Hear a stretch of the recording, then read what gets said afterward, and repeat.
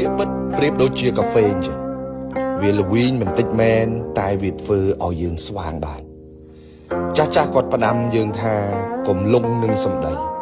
ពេលខ្លះគេសរសើរយើងស្លាប់ហើយគេបង្អាប់យើងអាចនឹងរស់ពាក្យសរសើរមានពីរផ្លូវគេសរសើរមានការពិតអានឹងគេហៅថាការលើកទឹកចិត្តតែបើអាសរសើរហើយលើសពីការពិតអានឹងគេហៅបញ្ចូលហើយកន្លែងនឹងក៏គួរតែប្រយ័ត្នមនុស្សខ្លះមិនចូលចិត្តស្ដាប់ពាក្យពិតទេធ្វើខុសហើយចង់ឲ្យគេសរសើរក៏មានដែរ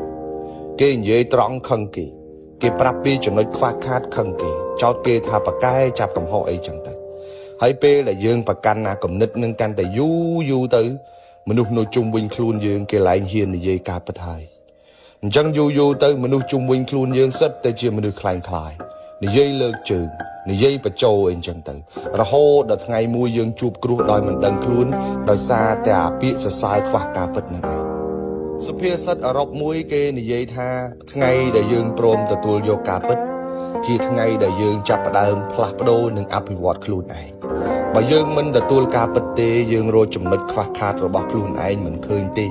ហើយគ្មានថ្ងៃណាដែលយើងរីកចម្រើនទៅមុខទេយើងរស់នៅជាមួយនឹងភាពคล้ายយើងរស់នៅជាមួយនឹងដំណើរជីវិតមួយដែលគ្មានការពិតគ្មានថ្ងៃដែលយើងអាចអភិវឌ្ឍទៅមុខបានទេរៀនស្ដាប់ការពិតខ្លះទៅក៏វាមិនអីដែរទោះបីជាពេលខ្លះវាទៅជាបន្តិចមែនរៀនអោបទៅសោបមនុស្សនិយាយពិតឲ្យច្រើនបន្តិចទៅព្រោះពួកគេគឺជាកញ្ចក់ឆ្លុះបញ្ចាំងពីជីវិតរបស់យើងគេនិយាយគំរូគំរើយគេនិយាយសម្ដីអាក្រក់គេនិយាយខ្វះភាពផ្អែមល្ហែមបន្តិចក៏ដោយឲ្យតែពាក្យទាំងអស់នឹងជាពាក្យពិតយើងត្រូវរៀនទទួលយកវា